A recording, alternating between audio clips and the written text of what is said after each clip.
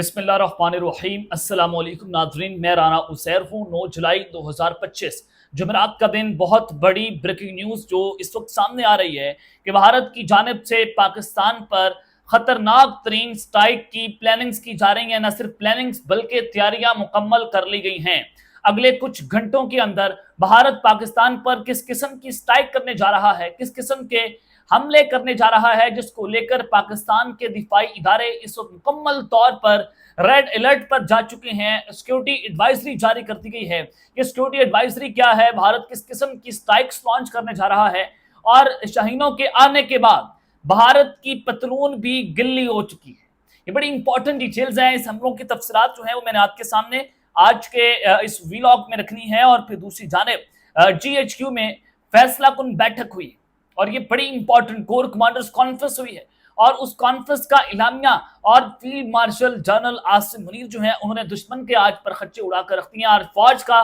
جو collectively message کیا ہے بھارت کو، اس نے بڑا واضح کر دیا ہے کہ پاکستان اب کیا کرنے جا رہا ہے، پاکستان کس قسم کا جواب دے گا، اور اگر بھارت یہ حملہ کرتا ہے پھر پاکستان کی فوج کیا کرنے جا رہی ہے۔ آج یہ جی ایچ کیو سے واضح طور پر پیغام جا چکا ہے۔ وہ اعلامیہ بھی آپ کے سامنے رکھنا ہے، لیکن آگے بڑھنے سے پہلے آپ سب سے درخواست کہ چینل ضرور سبسکرائب کر لیں، بیل آئیکن کو دبا دیں، آنے والی تمام تر اپڈیٹس آپ کی خدمت میں بر وقت پیش ہوتی رہیں۔ ناظرین، اس وقت جنگیں خطرناک حد تک بڑھتی چلی جا رہی ہیں۔ کل ڈونلڈ ٹرمپ نے دھمکی دی، انہوں نے کہا کہ اگر چائنا تائیوان پر حملہ کرے گا، وہاں پر چھیڑخانی کرے گا تو ہم بیجنگ کے اوپر بم بھریں گے، اگر رشیا یوکرین پر جو ہے بمباری کرے گا تو ہم ماسکو پر جو ہے وہ بمباری کریں گے۔ تو یہ چند ہی گھنٹے پہلے یہ جو ہے وہ دھمکی دی گئی ڈونلڈ ٹرمپ کی طرف سے، تو اب اس کے چند گھنٹوں کے بعد روس نے تاریخ کا سب سے خطرناک اور سب سے دردناک جو ہے وہ حملہ کر دیا یوکرین کے اوپر، اور یہ اتنا دردناک حملہ ہے کہ اس نے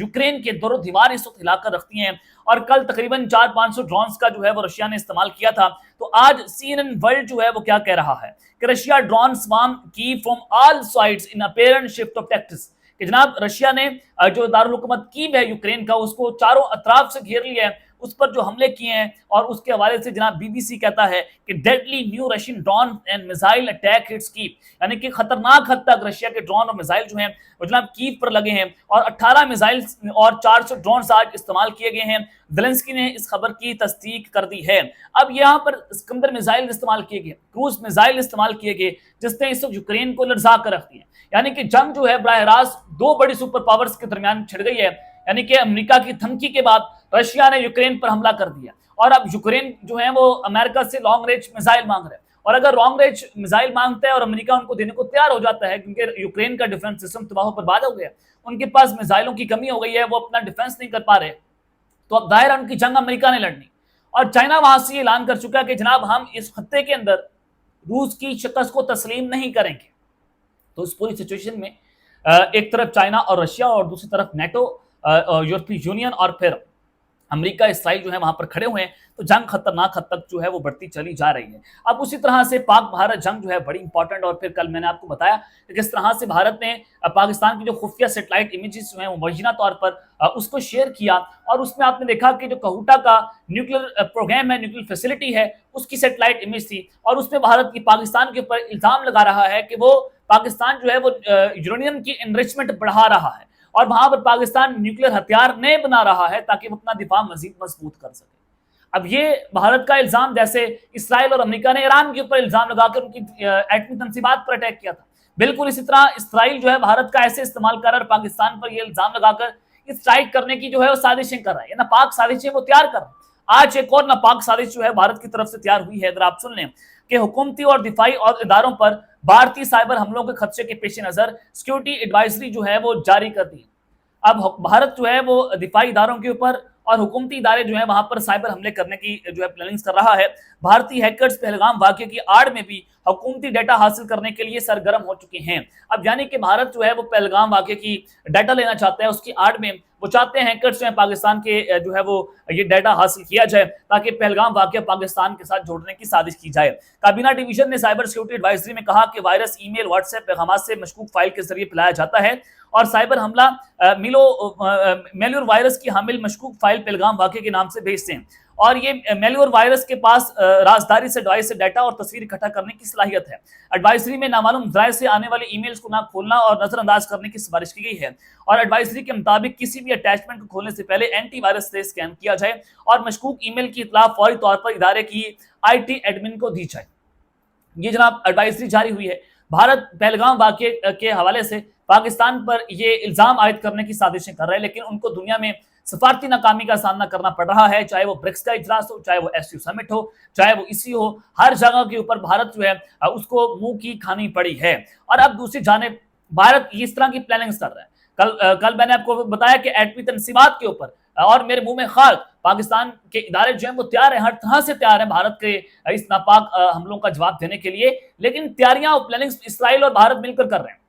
اب پاکستان کی فوج کیا کرنے جا رہی ہے، ہمارے دفاعی ادارے کیا کریں گے، یہ سب جاننا چاہ رہے تو آج فیلڈ مارشل نے بڑا فیصلہ کن جواب دیا، اور جی ایچ کیو میں ہنگامی طور پر جناب آج بیٹھک ہوئی ہے، اور وہاں پر یہ جو ہے وہ کور کمانڈرز کانفرنس ہوئی ہے جی ایچ کیو میں، اور وہاں پر فیلڈ مارشل جنرل عاصم منیع جو ہیں انہوں نے کہا کہ شہداء کا خون رائے گاہ نہیں جانے دیا جائے گا، بھارتی حمایت یافتہ اور سپانسرڈ پراکسیز کے خلاف کاروائیاں ناگزیر ہیں۔ اب یعنی کہ انہوں نے فتنۃ الخوارج اور فتنۃ الہندوستان کی بات کی، جو بھارت جن کو سپانسر کر رہا ہے، جن کو ڈرونز پرووائڈ کرتا ہے، جن کی ٹیرن فائننسنگ کرتا ہے، اور اپنی پراکسیز کے ذریعے بھارت پاکستان کے اندر سے اٹیکس کے بعد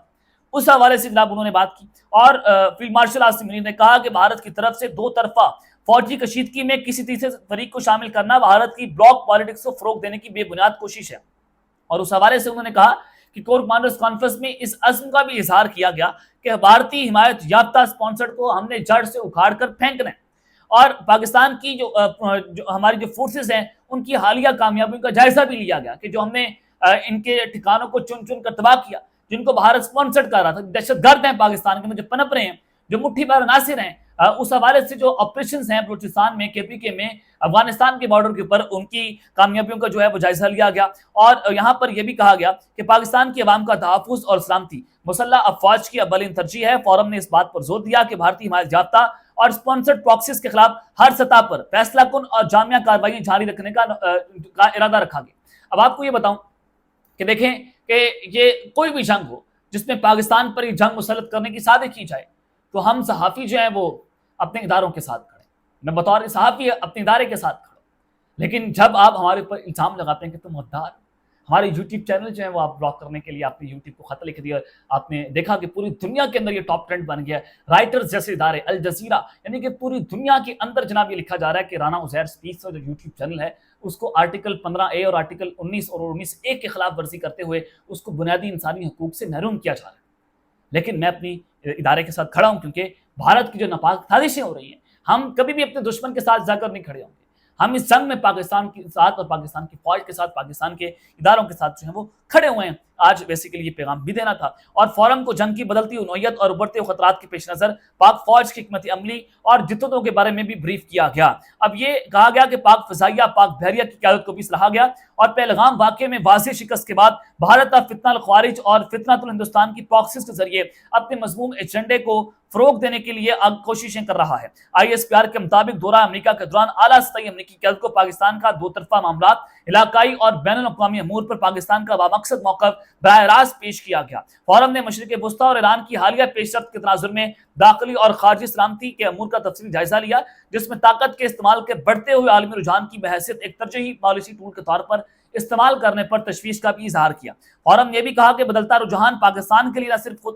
انحصاری کی صلاحیتوں کو بڑھاتا ہے بلکہ قومی اتحاد اور عزم کی اتحاد کو بھی ناگزیر کرتا جا رہا ہے۔ آرمی چیف نے وزیر اعظم پاکستان کے ہمراہ ایران، ترکیہ، آذربائیجان، سعودی عرب اور متحدہ عرب امارات کے حالیہ کامیاب دوروں پر پاکستان کے فعال سفارتی کردار کی تفصیلات سے فورم کو آگاہ کیا۔ اس کے علاوہ فورم کو آرمی چیف کے تاریخی اور منفرد دورہ امریکہ کے بارے میں بریفنگ دی گئی، اور اس موقع پر آرمی چیف نے کہا کہ بھارت کی طرف سے جو تیسرے فریق کو اس جنگ میں شامل کیا جا رہا ہے اس میں یہ بلاک پالیٹکس کو جو ہے وہ فروغ دینے کی کوششیں کر رہا ہے، یعنی کہ بھارت نے الزام لگایا کہ ہمارا جو حملہ تھا یا جو ہمارے جنگ تھی ہماری وہ چائنا کے ساتھ، ترکی کے ساتھ اور پاکستان کے ساتھ، وہ ایک پاکستان کے ساتھ نہیں۔ اس طرح پاکستان کہہ سکتا ہے کہ ہماری جنگ جو ہے وہ اسرائیل، بھارت کے ساتھ اور رشیا کے ساتھ تھی، کیونکہ رشیا کے ہتھیار بھارت استعمال کر رہا تھا،